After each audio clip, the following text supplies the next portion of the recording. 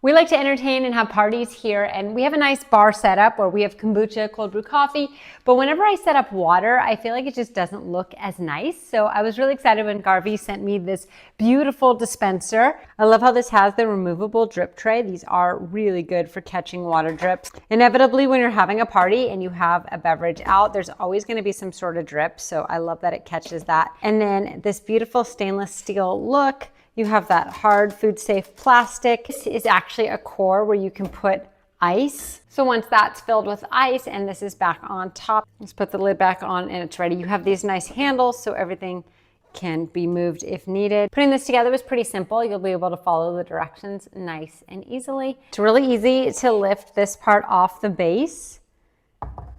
So now you have the two pieces here. When it comes to storing them, you don't have to store it as one, which is very nice. And this is exceptionally lightweight, so that's good as well. And let's fill it up and pour a glass of water. Since I'm just doing the demo video and we're not hosting an event today or a party, I didn't fill it up with too much water, but pretty simple. Let's go ahead and lift up. Yeah, you can do that with one hand. I like that it's not dripping, so you shouldn't have too many splashes.